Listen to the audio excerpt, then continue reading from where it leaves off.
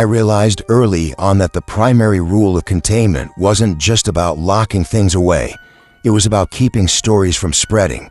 At Site 19, rumors traveled faster than pathogens.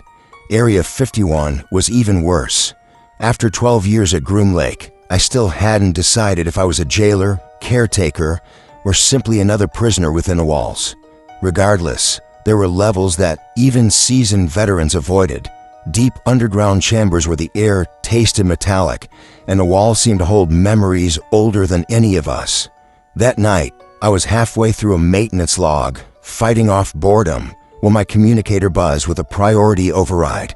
My badge identified me as J. Henley, Containment Specialist Second Class, but everyone just called me Hen, or on darker days, Pallbearer. My tasks were straightforward: check seals, run diagnostics, and occasionally haul bodies to the crematorium. No heroic acts, no glamour, but I was good at it and knew when to stop asking questions. The override's tone matched that of a mass casualty drill, which almost made me ignore it. Real breaches hadn't occurred since the disastrous Los Alamos transposon incident 3 years earlier, when some biochemist had recklessly mingled gene splicing protocols with live viral samples. We lost 17 goats and a year's worth of rations. Since then, alarms usually meant nothing more than a dirty sensor or a junior frying a circuit with coffee. But this alert bore a code I hadn't seen since my probation year. L27BR, level 27, not drill. My pulse quickened, old Army instincts kicking in. I locked my terminal, grabbed my kit. Medical scanner, hard case pistol, sealed gloves, 2 ampoules of D2O3 suppressant, and my war notepad for field notes. Colleagues mocked the notepad, but paper didn't glitch or fade when a power cut out. The elevator to the sublevels was a steel coffin repurposed from Cold War hardware, with security glass thick enough to distort faces and a fingerprint reader stained with old latex powder. You needed a 6-digit code and 2 keys turned simultaneously just to call it. Molly, the squat guard watching the booth and flashing a detachment badge, checked my clearance twice, squinting like he expected me to melt under scrutiny. Level 27. That's not just a leak, Hen, he muttered as he scanned my badge. You sure about this? I shrugged, trying to mask the tremble in my hand. I go where they tell me. Molly grunted, keyed his override, and the elevator doors hissed open. 2 others joined me. Coulter for biocontrol, always masked early and smelling faintly of bleach, and Lynn, a jittery young tech clutching a data slate like a shield from the horrors lurking below. He didn't speak.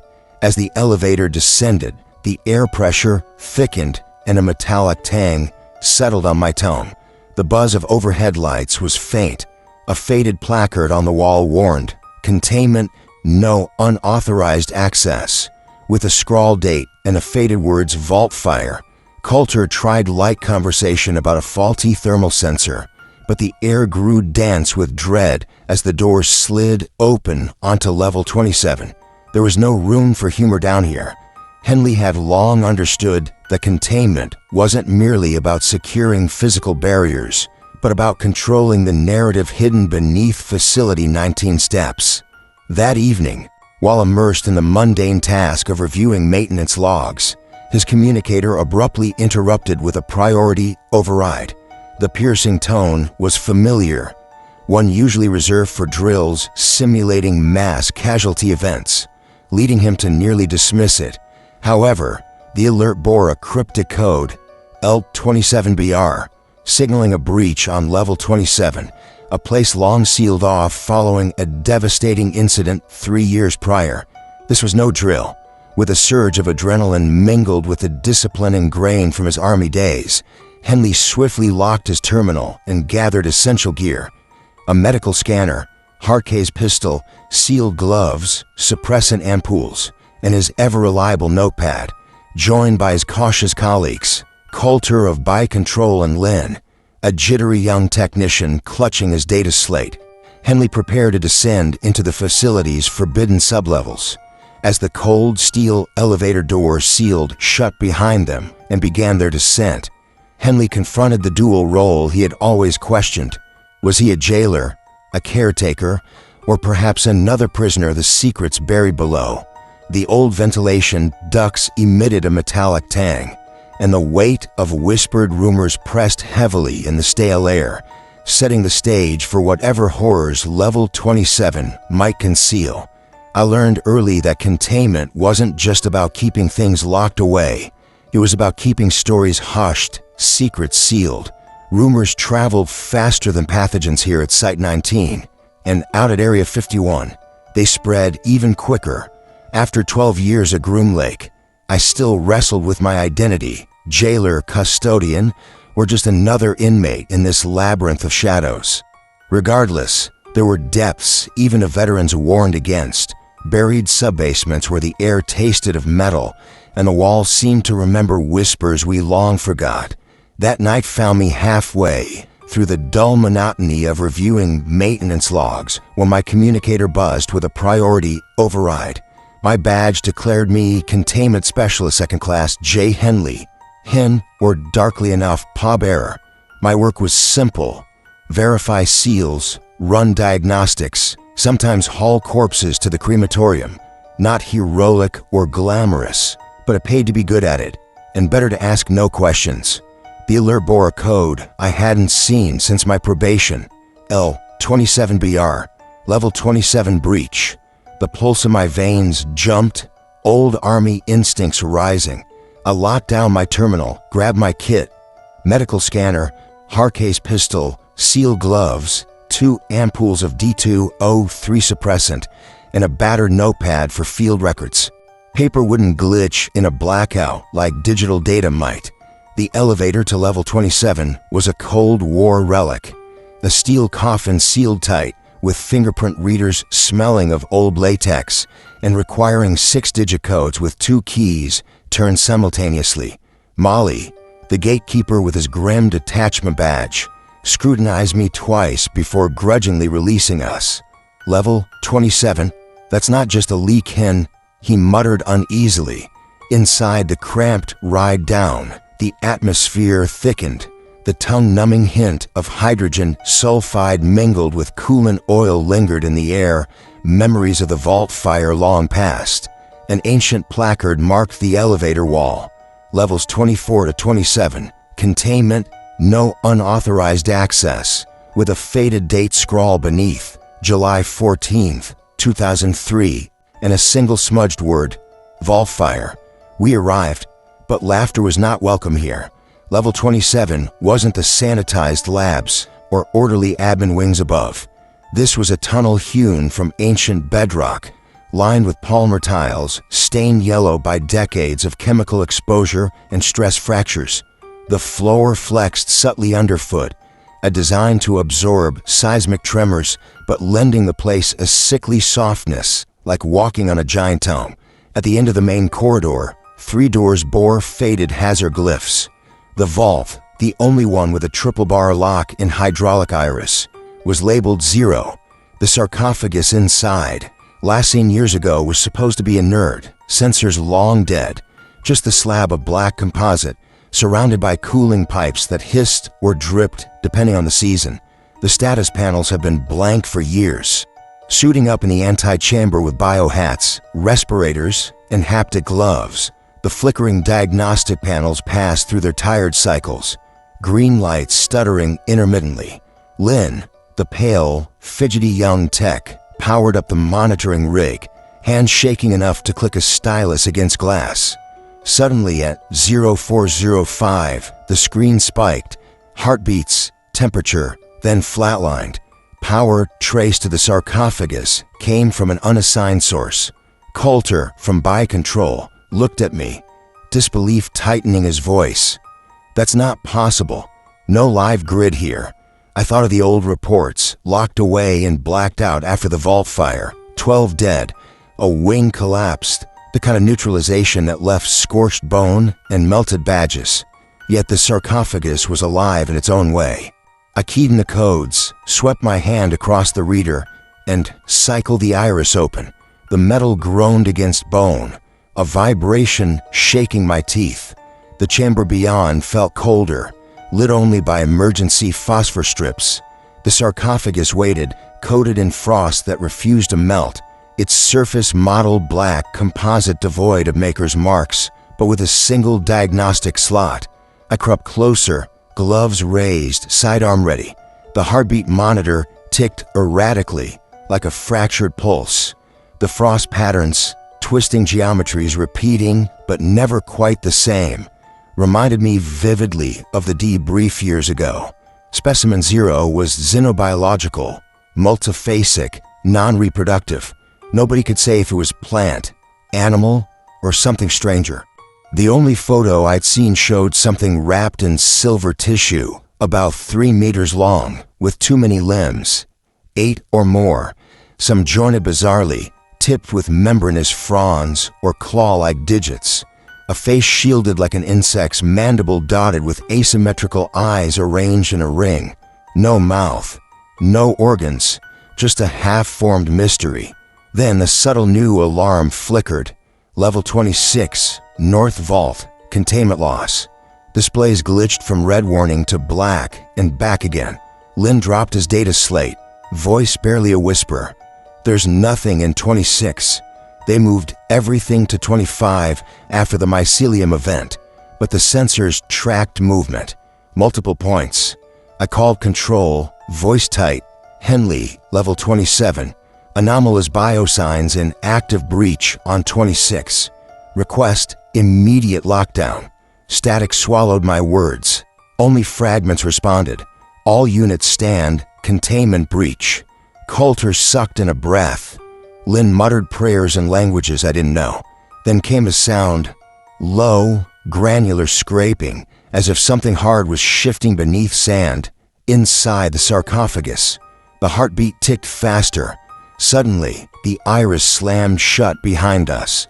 Corridor lights died, leaving only the sarcophagus glowing within its frozen geometric prison. The room felt smaller, oppressively so. The only exit vanished. Alarms outside muted and replaced by a low rumble, a warning from some darker depth. In that moment, I understood. The story of Specimen 0 hadn't ended. We'd been watching the wrong measures. Containment wasn't a power we wielded. It was a fragile illusion against a patient observer waiting in darkness. My hand shook, sweat blossoming cold as I recalled the last line of the reports, redacted and chilling. It adapts. Above the composite slab, a bead of condensation slid down, struck the floor with a sound like a bell. Deep below stone and steel, something had awoken, and for the first time in years, I was afraid to turn my back. The alarm cut through the silence like a razor, its urgency unmistakable. We huddled around the ancient sarcophagus, its black composite surface still frosted with an unmelting chill. The readings on Lynn's monitor convulsed in jagged spikes. Heartbeat, temperature, a flicker of life where none should have been. Coulter and I exchanged glances loaded with disbelief. There was no power grid feeding this level, no source to animate something so old and dormant. Yet the sensors insisted otherwise. Something pulsed within that tomb. Then, the breach alarm from level 26 shattered what little calm remained. The screen flashed red with glaring warnings. Containment failure, movement detected where silence was mandated. Lynn dropped his data slate with a gasp. But there's nothing there, he whispered, voice trembling. They moved it all to level 25 after the mycelium incident. I commanded control through a fractured radio line. This is Henley, level 27. We have anomalous biosigns and an active breach on 26. Immediate lockdown requested. Repeat, immediate lockdown. Only static answered, punctuated by broken fragments of emergency orders. All units stand by, containment breach. Amidst the commotion, the sarcophagus sounded a sinister scrape, like metal shifting against stone. The heartbeat monitor's erratic ticks grew faster, the intervals tightening like a pulse gaining strength. Suddenly, the iris behind us slammed shut, sealing us in darkness. The emergency lights faded, leaving only the eerie glow surrounding the sarcophagus. The room contracted. The dense, cold air thickened with dread. The siren reverberated, a low vibration that rattled through my teeth, signaling a breach unlike any we'd faced before. The old reports flashed through my mind. The scorched bones, the shattered teams, the vanished data, and a one haunting word scrawled across classified pages: it adapts. As droplets of condensation slid down the sarcophagus's surface with a sound like a bell tolling, it became clear Specimen Zero was awakening. Something ancient stirred beneath layers of alloy and stone, ready to redefine the rules we so desperately clung to. For the first time in years, fear gripped me, not for what lay beyond the vault, but for what had quietly waited within, silently watching, forever learning. The first lockdown siren vibrated through my teeth rather than hitting my ears with sound. It started deep in the foundation, a jittering pressure coursing up through the polymer tiles, setting my bones on edge. Molly used to joke that you could gauge how severe a breach was by the pitch. High for lab mix-ups, low for things that shouldn't be moving at all.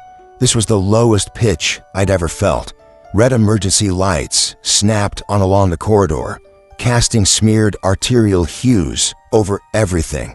Suppose level 27 was known for its warnings, but never white or blue. Always that sharp red to keep your nerves taut and hands away from your face. Lynn stumbled backward, nearly blinded, as the main door's iris finally sealed with a grinding whine. Our communications crackled and spat, and no matter how hard I jabbed my radio, command was just a mess of static, words shredded and spat back at me by a failing signal. Coulter was the first to move, ever the procedural one, swiping through emergency protocols on his chest-mounted tablet, as if paperwork could patch the gaping hole beneath our feet. Sectional containment go. Henley, prioritize diagnostics on Zero. I'll try to reach Central, he ordered. I didn't need the direction. I had enough experience to know that if a containment breach spread upwards, it meant the system had failed, at least twice. In biohazard circles, the saying was clear: once is a fault, twice is a system. And now the whole system was trembling beneath us. With containment pistol raised, eyes fixed on the fluctuating monitors, I edged towards the sarcophagus. The analog heartbeat still flickered, mechanical and irregular, like some dying clock refusing to quit. The black surface beneath my gaze reminded me of the first and only time I glimpsed what was inside. Back then, I was a junior assistant, standing behind glass while the first recovery team wheeled it in. The memories were fractured, pallid limbs folded over themselves, jointed spider-like legs, but broader and more muscular, mottled flesh colored like faded porcelain, stained with smoke, fibrous seams and plates of hard carapace, dorsal ridges splitting into feathery gills or layered membranes for breathing, hands entangled, webbed with translucent membranes, at least 3 extra arms growing unevenly, some jointed all wrong, ending in finger-like digits. Its face was a shell of overlapped armor, like insect mandibles scattered with small asymmetrical eyes circling the head. No mouth, no obvious organs, half-grown, half-built. Coulter whispered, "What if it's not dead?" I scanned the biosensors again. Oxygen, heat, the electromagnetic readings, all mismatched. A pressure drop behind the sarcophagus, like something was breathing in, pulling air inward, not out. Then the alarms erupted, flashing red on the wall outside. Level 26, North Vault. Containment loss. The screen blinked black and red, glitching like a dying monitor. Lynn dropped his data slate, pale as chalk. "There's nothing in 26. They moved everything after the mycelium event." "Run it again," I said. He shook his head. "It's live. Movement. Multiple." I radio command. "Control, this is Henley, level 27. We have anomalous biosigns and an active breach on 26. Request immediate lockdown." "Repeat, immediate lockdown." The radio crackled with faded fragments. All units stand by. Containment breach. Coulter sucked in a breath. Lynn muttered a prayer in a strange tone.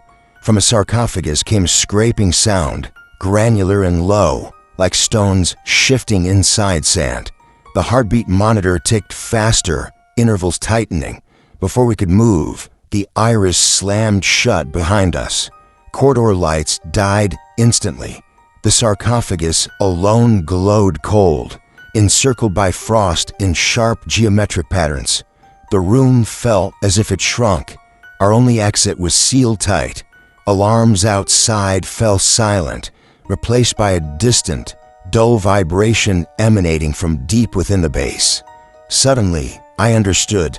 The tale of Specimen Zero wasn't over. We've been watching the wrong thing. It didn't matter what we call containment, because something inside was waiting, preparing.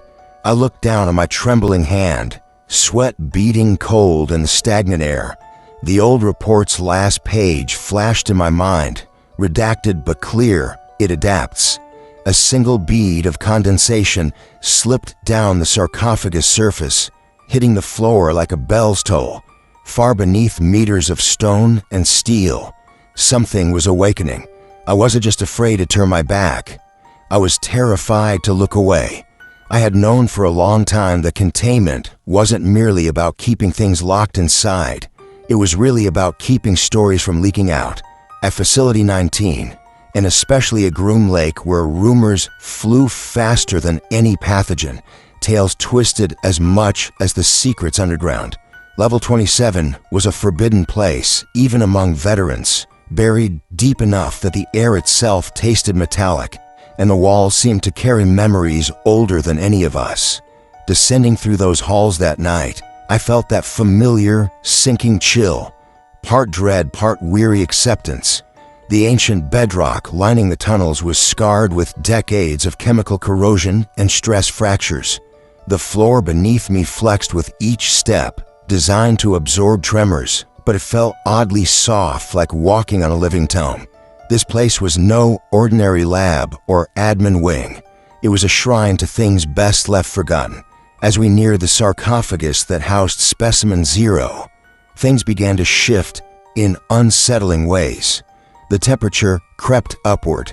Frost patterns on the composite shell fragmented and danced with strange geometry. The sensors, long silent and lifeless, flickered with jagged spikes hinting at breath, at life, an impossible life. And then alarms blared. Containment had failed, and Level 26 reported active breaches. The solid boundaries between biology and machinery began to blur before my very eyes. Organic tissues melded with cables, bone grafted onto steel beams, resinous filaments intertwined with insulation layers. The base was no longer just a structure. It had become a living organism in itself, responding and adapting to the breach. Scavenger creatures darted among the wreckage, small, pale, insect-like beings that eyed me warily but seemed shaped by the very shifts in this environment. Further along, monstrous hybrids lumbered in the shadows. A malformed canine, scarred and armored, stalking alongside a serpentine figure with hollow, skull-like features. They moved with a deliberate intelligence, not driven by primal instinct, but by something new, something molded by Zero's influence. Each encounter reinforced a grim truth. This was no accident or simple containment failure. It was evolution, accelerated and terrifying. Specimen Zero wasn't merely awakening. It was teaching, commanding, reshaping the entire ecosystem of the vault. Adaptation wasn't happening on our terms. It was happening on its own, indifferent to protocols, indifferent to our presence. In this crucible of desperation, as walls seemed to pulse with alien life, I realized that survival depended on more than just weapons and plans. It demanded understanding the dreadful metamorphosis unfolding beneath the surface. To endure, I had no choice but to adapt in kind, to move with the shifting shadows between the organic and mechanical, learning and unlearning the rules in real time. And as the facility's systems groaned and screamed under the strain, I knew that this was only the beginning. The old world was burning away, replaced by something new and unrecognizable. My job in containment was now a battle for survival against an entity that was no longer simply contained, but evolving beneath my very feet. The first thing I noticed after sealing myself inside the vault's antechamber was the palpable silence that clung to the space like a shroud, a stark contrast to the chaos I'd left behind. My limbs trembled, blood from a shallow cut above my wrist seeping through the fabric of my glove as I pressed down with 2 fingers, trying to stem the flow. The polymer mesh dressing from my kit bit into the wound, cold and chemical, but effective, grounding me in a brutal reality that was anything but forgiving. I forced myself upright, the narrow beam of the wrist lamp carving harsh shadows across the deformed landscape before me. The vault at level 27 had transformed into a grotesque hybrid of technology and organic matter.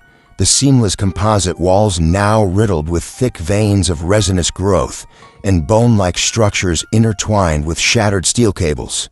The floor was coated in a warm, fibrous biofilm, soft beneath each cautious step. At the heart of this nightmarish realm lay the shattered remains of Specimen Zero's sarcophagus, torn from its cradle and slashed open against the far wall, its black composite hull warred against the invasive organic matter, scarred by furrows etched deep from within. Frost that once clung to its surface had vanished, replaced by sparkling granular crystals shifting eerily from gray to a dull violet hue. Shards of plating bent back in ragged arcs revealed a viscous yellowish substance smeared inside, flecked with tissue fragments and the unmistakable imprint of segmented limbs pressing deep into the ruined padding. The silence was broken by a subtle shiver through the walls, the unmistakable sound of movement. A heavy weight shifted just beyond the edge of my light, claws scraping softly on steel. The creature emerged from the wreckage, Specimen Zero, fully awake, nearly 4 meters long. Its body was a labyrinth of muscular segments armored in an unholy fusion of biological tissue and metal. Its limbs were double-jointed, upper segments sheathed in pale, porous plates, while the distal digits were flexible and webbed, capable of precise manipulation or savage raking as needed. Along its back, a series of dorsal plates rose and fell with measured breath, each tipped with branching fronds that swayed hypnotically, sensing their environment. Its skin was a muted mosaic of gray, ochre, and faded blue, with patches catching the light in dull, iridescent flashes akin to oil on water. The head was shield-shaped, broad across the brow, and narrowing down into a heavy ridge where a mouth might be. But there was none, only a thin seam that twitched with muscle movement. Encircling this ridge was a ring of unblinking black eyes, vast and small, arranged like constellations that reflected the harsh beam of my lamp with cold calculation. A crown of delicate appendages sprouted behind its brow, sensors perhaps undulating and coiling as Specimen Zero turned its full attention to me. For a long heartbeat, there was no aggression, just a contemplative stillness, as if the observer and observed roles had reversed. I felt myself become the anomaly, the unknown entity in this deadly equation. My mind scrambled for procedural recourse, containment, threat assessment, deterrence, but none applied anymore. Zero extended 2 limbs, pressing their flattened tips to the cold floor as if preparing to act, while third limb picked up a broken steel grate, flexing it into a crude arc, not in violence, but a demonstration of strength and awareness. I stepped back cautiously, triggering the suppressor ampoule on my belt. A narrow cone of chemical vapor hissed into the air between us. The creature froze, its dorsal plates flattening and fronds curling tight against its back.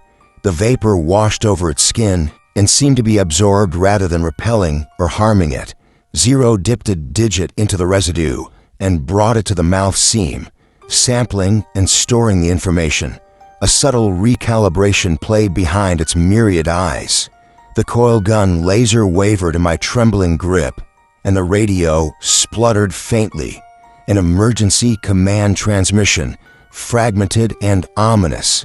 The building trembled, alarms wailed, and the sterilization countdown loomed. Zero advanced, moving with preternatural speed, its limbs tearing across the resin-coated surfaces, leaving a trail of viscous fluid that shimmered in the emergency light. I fired the coil gun, an arc of blue-white energy slamming into its left limb, cleaving through armor and flesh alike. Instead of pain, I watched in horror as the wound healed swiftly, muscle knitting, bone rehardening in seconds, membrane thickening. Its head turned sharply, and I felt a piercing sensation behind my eyes, as though it scanned and dissected me beyond language or thought. With a resonant exhale, Zero charged, limbs extended with lethal grace, propelling me into the cold metal wall. Desperate, I hurled a suppressant grenade between us. A cloud of freezing vapor and foam erupted, momentarily distorting its movement. But the creature shook off the assault, its armor thickening, shedding plates like snake skin, its adaptiveness relentless and terrifying. I scrambled to my feet, injected the last suppressor ampoule into my thigh, adrenaline clearing the haze. The plan banked on the vault's emergency lockout, activating the reinforced gates from the control panel beside the primary exit to trap Zero within, buying enough time for the facility's sterilization sweep to finish. I lured Zero with a burst from the coil gun, targeting the clusters of resin on the wall, which splintered with acrid fluid. The creature shrieked, limbs flashing as it pursued me relentlessly, fracturing the biofilm on the floor. Reaching the control panel, I keyed in the override. The lights blinked, confirming acceptance. Zero reached me, striking my shoulder and spinning me into the control console. My arm went numb. The coil gun skittered away, crawling on scraped knuckles. I crawled toward the secondary maintenance hatch, heart pounding. The creature's multifaceted gaze bore into me, unblinking, mouth margin opening to reveal rows of needle-like filaments. Its breath, thick with mineral and spoiled protein, washed over me, a reminder of the alien intelligence I faced. With trembling fingers, I triggered the lockdown. Alarms blared and bulkheads groaned as massive metal gates slid into place. Zero thrashed in its enclosure, claws gouging metal and flesh alike. I forced the maintenance hatch open and slipped through just as the heavy doors slammed shut behind me. In the dim hallway beyond, the sickly sweet chemical haze stung my lungs. The facility shuddered with the boom of the sterilization protocol unfolding below. Countdown to oblivion. Back in the vault, through the glass panel, I glimpsed Specimen Zero, fronds flaring, eyes blazing with reflected emergency light. It studied me still, a creature always learning, enduring, adapting. This was no defeat, it was merely delay. And deep down, I knew this cycle of containment and breach would begin again, somewhere, sometime. The ordeal left Henley barely hanging on, emerging from the depths into the faint light of day, his body battered and spirit shaken. Every step above ground was a reminder of the thin line he had walked between life and oblivion. The encounter had changed him irrevocably, not just physically but mentally, etched deep with the knowledge of what lurked beneath, and the chilling reality that containment was never absolute. As he stood under the open sky, breaths heavy and uneven, his mind wrestled with the lessons imparted by Specimen Zero, a relentless force of evolution that thrived on adaptation and survival. Henley understood now more than ever that though the facility might declare containment complete, the threat was merely delayed, not defeated. The world above remained pristine for the moment, But he knew the cycle of breach and adaptation would inevitably begin anew, demanding vigilance and resilience in a reality forever altered by what had awakened below. After 9 days confined within quarantine, Jay Henley found himself trapped behind thick observation glass, subjected to an exhaustive series of tests, ranging from routine blood work to intricate neural mapping and deep tissue biopsies. The medical staff offered no answers to his questions, instead reciting protocols with faces clouded by bureaucratic dread. Occasionally, he caught glimpses of overseers passing through the hallways, their badges blank and their gazes firmly fixed downward, reflecting an unspoken fear. No visitors arrived, no explanations were given. It was as if survival itself was as curse-laden as infection. Whispers eventually surfaced, attributing the incident to a catastrophic system failure, a thermal event deep below that had obliterated most biological assets and sealed Level 27 forever beyond reach. Security forces swarmed the upper levels, implementing new drills, updating clearances, and isolating anyone showing the slightest contamination signs for medical procedures, or, more quietly, for intensive debriefing and memory suppression sessions. He overheard hushed conversations claiming that the lower vaults had been flooded with aerated concrete and entombed beneath 6 meters of steel. Nothing gets out, they reassured each other, though mere words felt insufficient to pin down the stark reality. On the 10th day, Henley was presented with a stack of unreadable forms to sign before being escorted back to the surface by 2 guards clad in unmarked uniforms. Emerging into the desert's sharp, clean air under a brilliant blue sky, Henley blinked against the sunlight, attempting to draw any untainted space around him. Yet despite this freedom, his mind remained tethered to Zero, its armored limbs folded in the darkness, its glimmering eyes peering out from behind resin and alloy. He pondered what it had learned from them, how many of their words, tools, and failures it had absorbed and refashioned into something unknown. Though the facility now lay quieter, its alarms silenced and vaults sealed beneath endless concrete layers, years living with stories had taught Henley never to believe in absolute containment. Some nights, caught between sleep and wakefulness, he hears faint scraping at the edges of memory, sounds that might be claws, or simply the past seeking passage into the future. He reminds himself he survived, that above ground the world is still clean. For now, but Henley knows too well to trust in tidy endings. The cycle of observation and breach, arrogance and adaptation, is destined to start anew somewhere, sometime. The only question remaining is how prepared humanity will be when it does.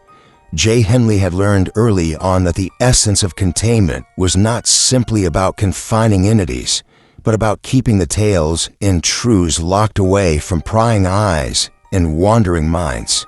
Years at Groom Lake had taught him that beneath the layers of steel and secrecy, hidden depths held secrets that defied comprehension.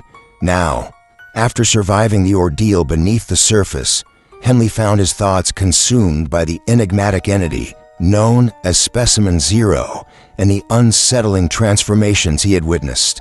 Despite the facility's efforts to seal off the lower vaults and the quarantines imposed upon survivors like himself, Henley knew deep inside that true containment was an illusion.